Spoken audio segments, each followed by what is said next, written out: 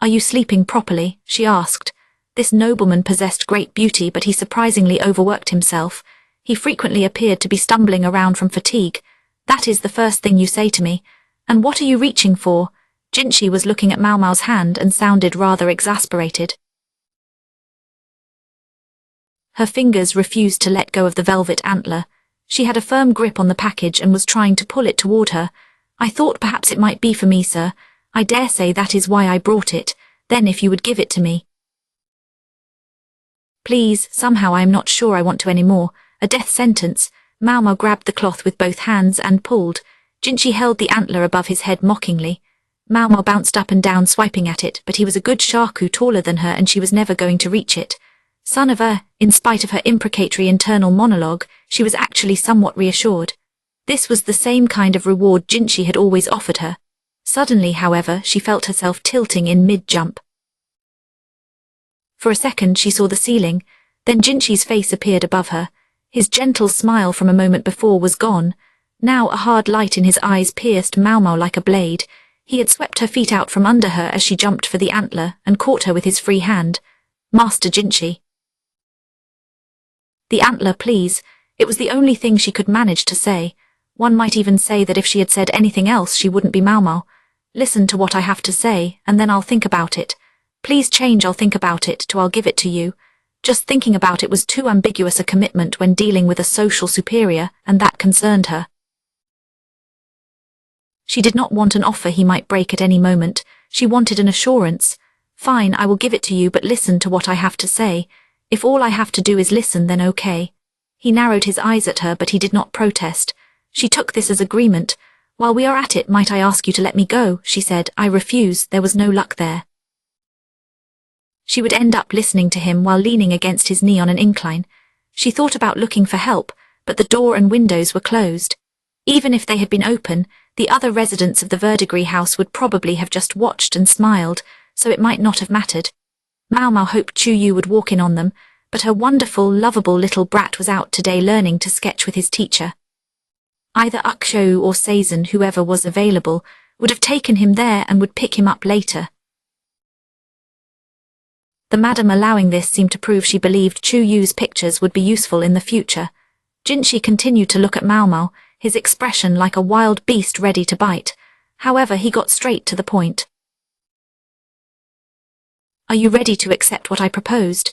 To be fair, he had never actually made a formal proposal, but even Maomao wasn't dense enough to miss his meaning. The night of the banquet in the western capital, Jinchi had told Maomao the true reason he brought her along. Well, all right. He hadn't actually told her in so many words, but she felt it was correct to understand that he sought to marry her. Life wasn't like those stories. In real life, you didn't have to be madly in love with someone to marry them. Powerful people often married as part of their power games. Even commoners might wed to support themselves, like a farmer who needed more hands to help in the fields. If both parties stood to gain something from the union, or if at least one partner was to the other's liking, they didn't necessarily both have to have feelings for each other. It was probably best to accept the proposed match, as long as it wasn't completely distasteful. He has strange tastes, though. Surely Jinchi could have chosen from many beautiful, noble women.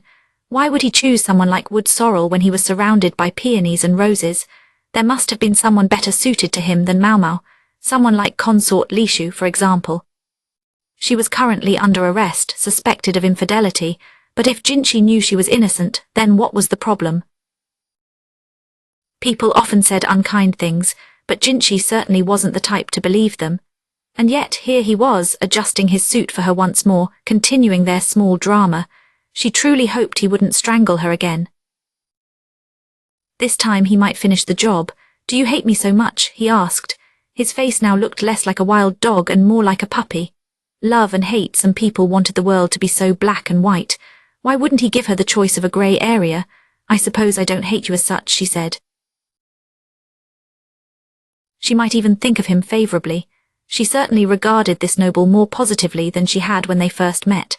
Jinchi pursed his lips, not very pleased with this evasive answer. Maybe he was hoping she would come right out and say she loved him, but quite frankly, Maomao wasn't at a point where she could bring those words to her lips. She could manage a certain affection for him at least. Instead, she said, the caterpillar fungus made me very happy. Is that all you're going to say? Also, the ox bezoars were most helpful. And what else? And I want that velvet antler. She reached out for the package that Jinchi had put behind his back.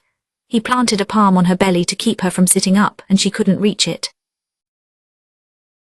She kicked her legs from sheer frustration. This time he grabbed her ankle. She was just trying to decide what he might be planning when he brushed the tip of his pinky finger along the back of her foot. HRK, Maomao choked, squirming. Her many experiments had made her less sensitive to pain. Also, instruction from her older sisters had numbed her to matters of the flesh. But even Maomao had her weak points. The back of her foot and her back as well were hopelessly vulnerable to a gentle touch. Master Jinchi. That's not fair, I don't know what you mean, he said. His fingers slid again. How did he know to do that? When had her secret gotten out? Why did Jinchi know Maomao's weak point? Let me go, you're dirty. You're the only one here who seems worried about it. She hated the way he pretended to be indifferent. Seriously, how did he know? Only a few people were aware of Maomao's vulnerability. The Madame Perrin, and then she thought of the always-in-control lady-in-waiting who was in her first flush of old age. Her eyes went wide. Surin had punished her once by tickling her with a feather duster. She had just been joking around and had stopped right away. Maomao didn't think she had given away what a vulnerable spot that was. To think Surin had figured it out from that brief encounter. She was truly terrifying. The tickling had moved down her foot now. She gritted her teeth and twisted, pressing her lips together and trying not to make so much as a sound. She was not quite successful. Her long fingers worked their way to the arch of her foot, causing her to thrash. Then they moved to her other heel. The tickling kept moving before she could get used to it in any one place. It landed on her toes, the top of her foot, her ankle, and even her calf. Jinchi looked down at her with a smile, totally in control of things. He seemed to be enjoying the sight of Maomao flopping like a fish, even though she was trying her best to control herself. He teased her by brushing the top of her foot, which was now arched like a bow. She had never imagined he might get even with her quite like this. Finally, she could not hold it in any longer and laughter burst out of her. The book on the desk, the one Maomao had been copying, tumbled to the floor. Jinchi finally thought perhaps he had gone too far and let her go. Maomao got her breathing under control, straightened her robe, and wiped the tears that had welled up in her eyes. Jinchi swallowed audibly. He looked conflicted and would not meet her eyes. His gaze landed on the book instead, and he picked it up. Have you ever read that, Master Jinchi? I have. What did you think of it? There was a wry smile on Jinchi's face. He seemed to feel about the book much the same way Maomao did. He understood precisely what it meant for someone of noble birth to let their actions be dictated by their own romantic impulses. If he hadn't understood, he could not have worked in the Rhea Palace for all those years. I think there must have been another way. Speaking like that could earn you scorn from all the world's women, not including yourself, I suppose. Impatient youth gave rise to burning passion, and love that ended in grief was considered beautiful because it was so tragic. The text said the young woman at the center of the story was 13 years old. However, because this was a translation from the West, she was probably 14 or 15 years old according to the count used in Li. People in Li became a year older at the start of each year. She was still young, however, young enough that her passions might still rule her, making it impossible to dismiss the story completely. Maomao would never have done such a thing. By that age, she had already been thoroughly indoctrinated into the way of thinking in the pleasure district.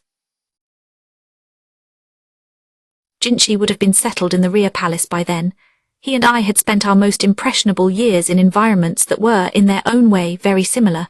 I wonder if I could have been capable of such things had I grown up somewhere else, Jinchi said. Maomao could tell he was speaking sincerely. She could not deny that it might be true, but it was ultimately just a possibility, a hypothetical one. Instead of answering, she murmured, I do not want to be an enemy. Jinchi gave her a sidelong look, as if to ask whose enemy she meant.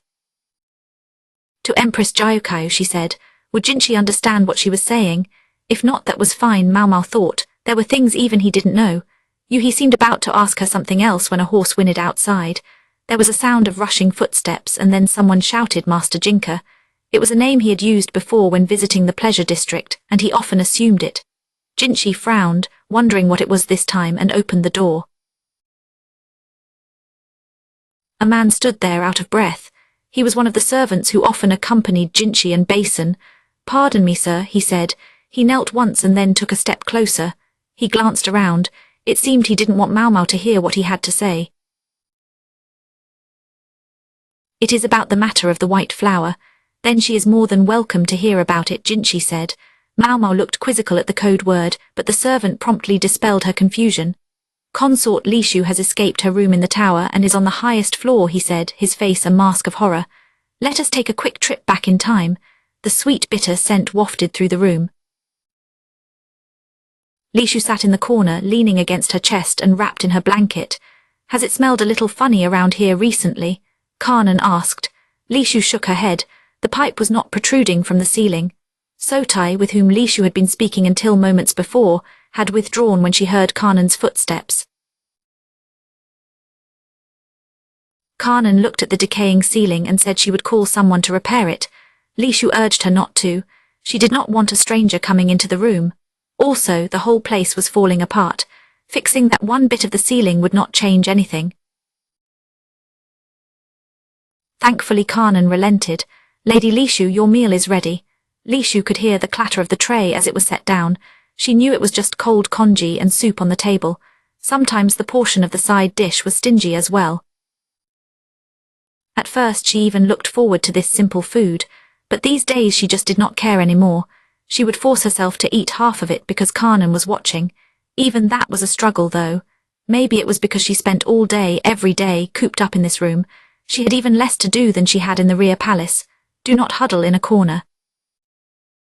"Come out where there's light," Kanan said. There was no light here. A window in the other room looked out onto the hallway. That was arguably a little better than the room Lishu was in right now, but not by much.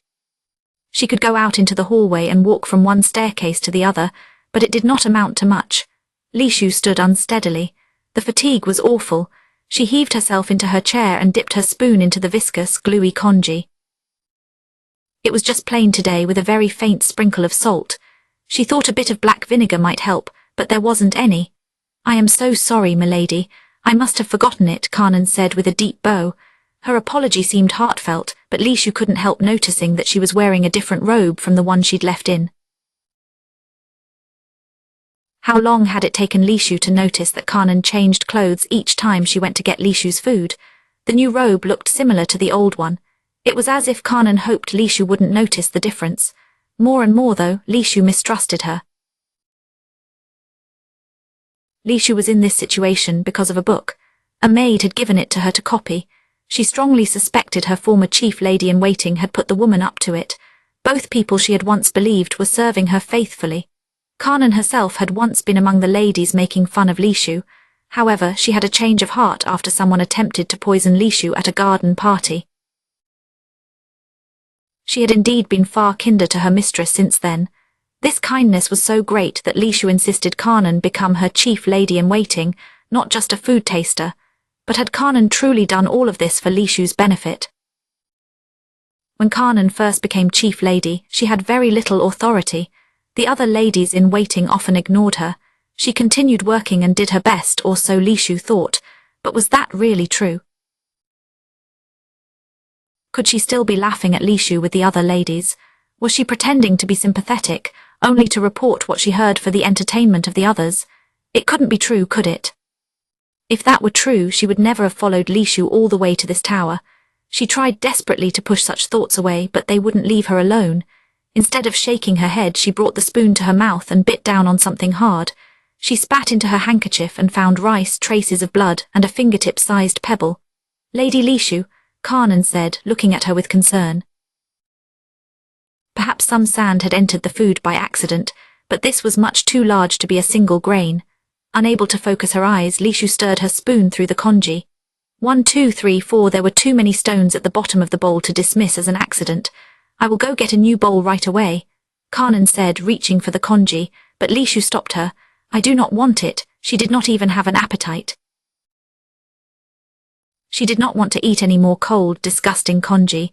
"Lady Lishu, I don't want it, I don't want it, I don't want it." Lishu shook her head furiously and swept the food off the table. The bowl and tray hit the floor with a crash, and soup and the side dish flew everywhere. Li Shu tore at her hair and her nose started to run. She began to weep piteously. Why is it always me? She was despised by her father and tormented by her half-sister. She had been sent to the rear palace twice as a political tool. All of that had been awful, but she had borne it. She had hoped that if she remained quiet and did as she was told, her father would be kind to her.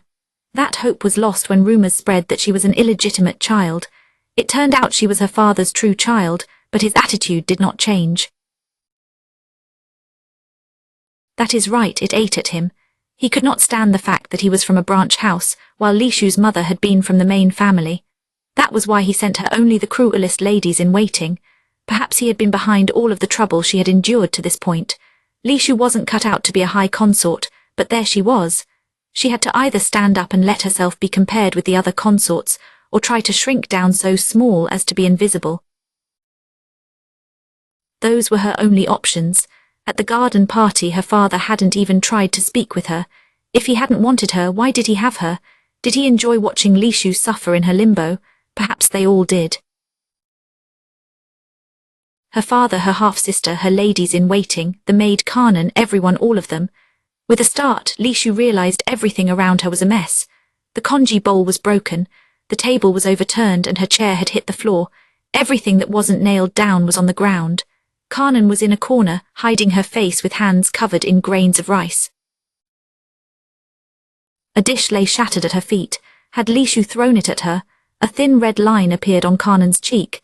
Her expression as she tried to gauge Li Shu's reaction was one of terror. Li Shu felt her blood run cold. She had never intended to do this. However, she was the only one who could have turned the room upside down in this way.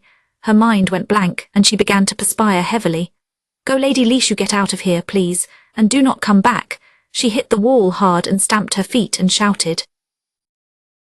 She did not want to do this, but it was the only thing that would come out of her mouth. I'm so sorry, Kanan said. I'll go change. She looked sadly around the upturned room and then she left. When Kanan's footsteps had vanished, Li Shu sank down onto the floor. Her eyes were clouded with tears as she looked at the ceiling. She did not want to do this, but why had she? She had felt she needed to attack someone or she would be attacked again. In her anxiety, she had lashed out at Kanan. Li Shu's face must have been a mess. She wanted to cry great gasping sobs, but if she started weeping, someone might come. She hugged her knees tight instead. Li Shu, came the voice from the next room. The pipe was poking through the ceiling and Sotai was talking to her. She must have heard the entire humiliating exchange with her ears. What's going on? It sounds like your lady-in-waiting left. It's nothing, Li Shu said, moving to sit once more by the chest of drawers. The sweet bitter smell calmed her down and Sotai's muffled voice soothed her anxiety. She wondered who Sotai was. I've got an idea, Li Shu. What's that, Sotai? They will change the guard soon. Won't you come upstairs? Her voice was sweet and pleasant. Any other time Li Shu might have hesitated about the decision and then turned her down, but now she didn't have it in her. She had no reason not to accept Sotai's suggestion. Li Shu pressed her ear to the door and listened for footsteps. She listened as they came down from above, passed by and continued downward. She heard the pounding of her own heart. It was so loud she was afraid the passing guard might notice it. She tried not to breathe. It wasn't as if the guard would think anything was unusual should he hear a sound at that moment. However, what Li Shu was about to attempt had her in a state of absolute anxiety. She heard the footsteps reach the bottom of the stairs. She heard a door open and shut. Li Shu tried to slow her racing heart as she stepped out the door. She took a slow step into the hallway. She was holding her shoes in her hand so they wouldn't give her away. She worked her way up the stairs, step by step, and opened the door ever so slowly. She wanted to make sure it wouldn't make a sound. The next floor up was in even worse repair than the one Li Shu lived on. Her chambers had at least been swept, though this level seemed full of dust. She put on her shoes and looked around. Several rooms were on this floor, but only one had its door cracked open. Still fighting her pounding pulse, Li Shu knocked on the door. Sotai, there seemed to be no answer. Li Shu had just turned around, thinking she must have the wrong room. Then something wrapped around her from behind. Ha ha, welcome to my humble abode. A young woman's voice, no longer muffled, sounded in Li Shu's ear.